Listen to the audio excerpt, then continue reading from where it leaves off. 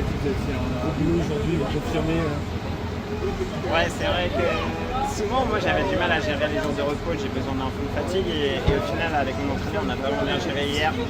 Et on a discuté avec Paul, j'ai discuté avec Paul pour savoir comment il se sentait, il m'a dit qu'il se sentait vraiment bien. Donc vraiment, on fallait saisir l'occasion parce qu'on sait toujours que le lendemain de notre repos, il faut y avoir des failles chez les favoris. Donc, ouais, je viens de voir à la télé ce qu'il a fait, ce que toute l'équipe a fait et je suis vraiment content de la façon qu'on a cloué et du résultat. Un gros travail de l'équipe aujourd'hui, vous un très gros dernier relais, une très belle descente, puis un pied mené à un rythme important.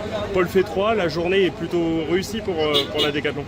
Ouais, la journée est hyper positive, elle est très bien réussie. Mais à la fois, je ne veux pas dire que je suis hyper surpris parce que je connais les qualités de Paul.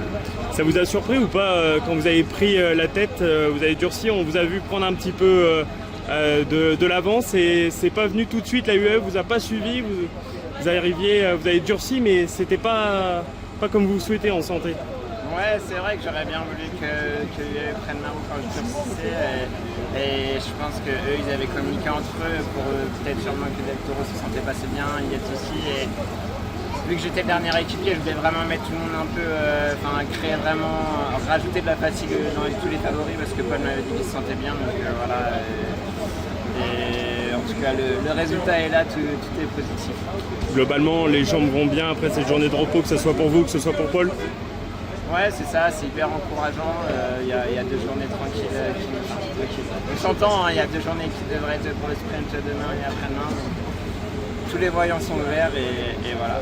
C'est important aussi de prendre un petit ascendant. On voit que Isaac Del Toro a lâché. C'est bien pour le maillot blanc, mais aussi de finir encore avec Jonas Vingegaard et puis les autres favoris hors Tadej Pogacar.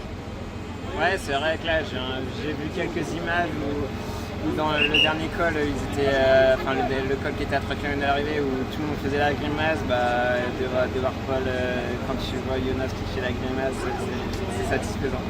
On se met un peu à rêver vous aviez un objectif avec Paul, c'était le classement général, mais est-ce qu'on se met un peu à rêver quand on voit la forme dans laquelle il est là? C'est sûr, hein, mais on rêve depuis le début de l'année.